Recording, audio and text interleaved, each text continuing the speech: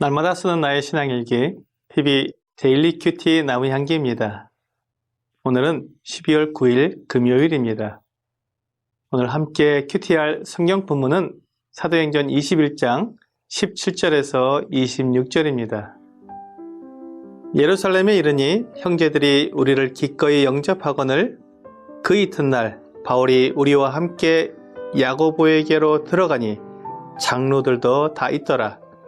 바울이 문안하고 하나님이 자기의 사역으로 말미암아 이방 가운데서 하신 일을 낱낱이 말하니 그들이 듣고 하나님께 영광을 돌리고 바울더러 이르되 형제여 그대도 보는 바에 유대인 중에 믿는 자 수만 명이 있으니 다 율법의 열성을 가진 자라. 내가 이방에 있는 모든 유대인을 가르치되 모세를 배반하고 아들들에게 할례를 행하지 말고 또 관습을 지키지 말라 한다 함을 그들이 들었도다. 그러면 어찌할꼬 그들이 필연 그대가 온 것을 들으리니 우리가 말하는 이대로 하라. 서원한 네 사람이 우리에게 있으니 그들을 데리고 함께 결례를 행하고 그들을 위하여 비용을 내어 머리를 깎게 하라. 그러면 모든 사람이 그대에 대하여 들은 것이 사실이 아니고 그대도 율법을 지켜 행하는 줄로 알 것이라.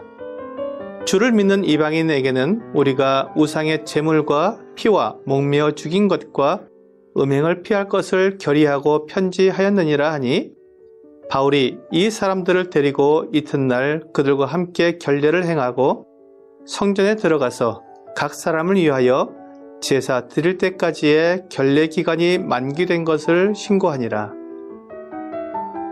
바울이 여러 형제들의 만류에도 불구하고 하나님께서 주신 사명을 이루기 위해 예루살렘에 도착했습니다. 예루살렘의 형제들은 바울을 환영해 주었습니다. 다음 날 바울은 그 일행과 함께 야고보를 만났습니다. 이 야고보는 예수님의 동생 야고보입니다. 예수님의 제자 야고보는 사도행전 12장에서 헤롯에게 목베임을 당해 순교했습니다.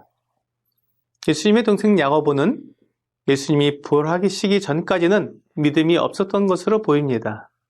하지만 예수님이 부활하신 후에 분명한 믿음을 갖게 되고 예루살렘 교회의 기둥 같은 형제가 되었습니다.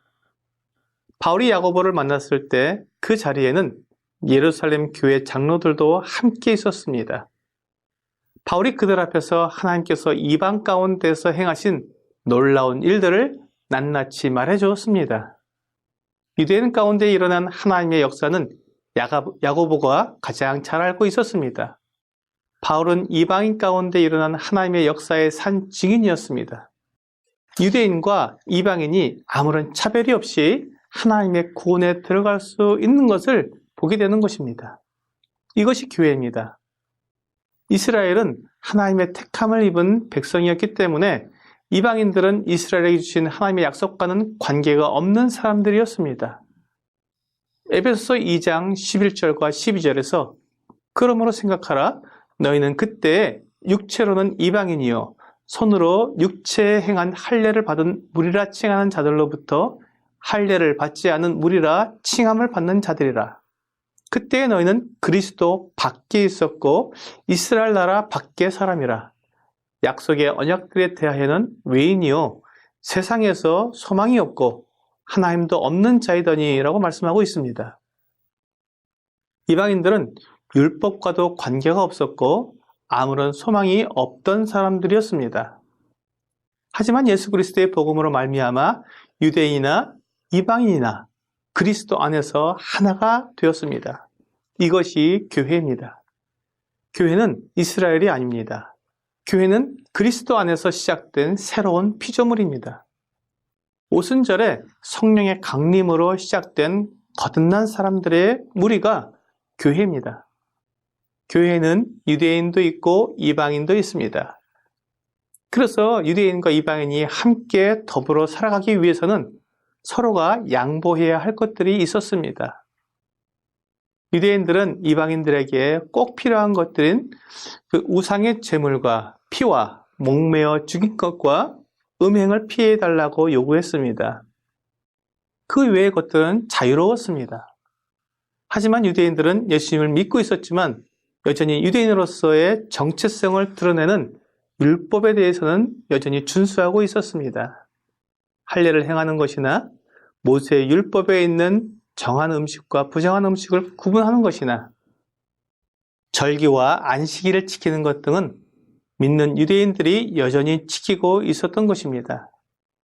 그런데 바울이 그런 유대인으로서 지켜야 할 것들을 지키지 않고 모든 것을 다 파괴하고 있다고 소문이 난 것입니다.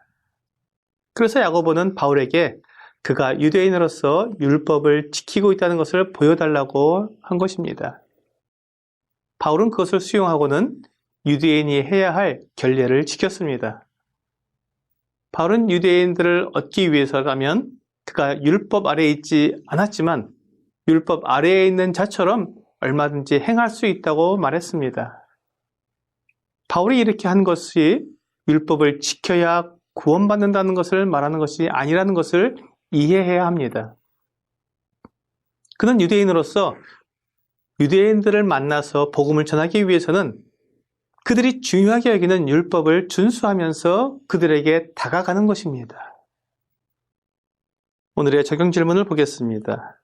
성경의 진리 문제가 아닌 섬김의 방법이 다른 성도들을 향해서 어떤 태도를 보이고 있습니까? 율법을 지켜야 구원을 받는다고 말하는 것은 진리를 거스르는 것입니다. 그것은 타협할 수 없습니다. 하지만 돼지고기를 먹는 사람과 먹지 않는 사람, 자매들이 치마를 입는 것과 바지를 입는 것 등은 삶의 방법이 다를 뿐입니다. 이에 대해서는 서로를 인정하고 존중해 주는 것이 필요합니다. 교회에는 유대인과 이방인이 함께 있기 때문에 서로의 다른 점을 이해하고 존중해야 하나가 될 수 있는 것처럼 나와 다른 생활 방식으로 살아가는 형제 자매들을 인정하고 존중해 주어야 합니다. 오늘 진리가 아닌 삶의 방법이 다른 것 때문에 서로 분열하기보다는 서로를 이해하고 인정하면서 하나가 되는 여러분과 제가 되기를 주 예수님의 이름으로 기도합니다.